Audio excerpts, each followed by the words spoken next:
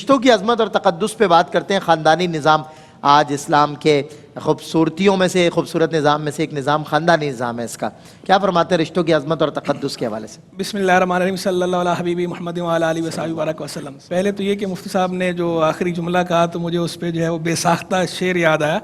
محدث اعظم ہند علامہ سید احمد کچھوچوی رحمہ اللہ وہ ارشاد فرماتے ہیں، وہ مزہ وصل روز و شب میں نہیں جو ملاقات گاہ گاہ میں ہے۔ اور یہ گاہ گاہ جو ہے وہ یعنی کبھی کبھی بالکل یہ بیسیکلی تو روایت کا ہی ترجمہ ہے، انہوں نے منظوم ترجمانی کی ہے۔ روایت میں یہ فرمایا گیا زر غبہ تزدد حبہ، کبھی کبھی ملا کرو محبت بڑھے گی۔ یعنی روز کا ملنا جو ہے بعض اوقات وہ محبت کو قائم کر دیتا ہے، محبت کو ختم کر دیتا ہے۔ تو زر غبہ تزدد حبہ۔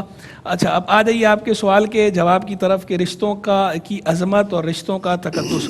اللہ تبارک و تعالیٰ قرآن مجید فرقان حمید میں ارشاد فرماتا ہے وَوَالَّذِي خَلَقَ مِنَ الْمَاءِ بَشَرًا فَجَعَلَهُ نَسَبًا وَصِهْرًا، اور وہ وہی ہے جس نے پیدا کیا ہے پانی سے انسان کو، پھر اس کا نسب قائم کیا، رشتہ نسب، اور پھر اس کا رشتہ سہریت یعنی دامادی والا رشتہ قائم کیا۔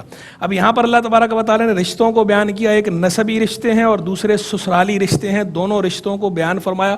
دوسرے مقام پر فرمایا وَاتَّقُوا اللَّهَ الَّذِي تَسَاءَلُونَ بِهِ وَالْأَرْحَامَ، اور اس اللہ سے ڈرو جس کے نام پر مانگتے ہو اور رشتوں کا لحاظ رکھو، رشتوں کی پاسداری کرو۔ یعنی رشتوں کی پاسداری کرنے کا، چاہے وہ رشتے سسرالی ہوں چاہے وہ رشتے نسبی ہوں، ان رشتوں کی پاسداری کا ہمیں حکم ہے۔ ہمارا دین متین ہمیں اس کی تعلیم فرماتا ہے۔ تو ہر رشتہ اپنی جگہ عظیم ہے۔ جو رشتے اللہ تبارک و تعالیٰ نے قائم فرمائے ہیں، یعنی جو من جانب اللہ ہیں، اللہ کی طرف سے قائم کردہ رشتے ہیں، یہ سارے رشتے عظیم ہیں، اس لیے کہ یہ اس عظیم رب کی طرف سے قائم کردہ ہیں۔ بے شک جو عظیم رب کی طرف سے قائم کردہ رشتے ہیں وہ سارے رشتے عظیم ہیں۔ اب وہ چاہے ماں باپ کا رشتہ ہو، چاہے میاں بیوی کا رشتہ ہو، چاہے اولاد کا رشتہ ہو، چاہے بھائی بہن کا رشتہ ہو، چاہے دامادی کا رشتہ ہو، یا ساس سسر کے ساتھ بہو اور داماد کا رشتہ ہے، یہ سارے رشتے عظیم ہیں اور سارے رشتوں کا اپنا ایک تقدس ہے، سارے رشتوں کی اپنی ایک عظمت ہے۔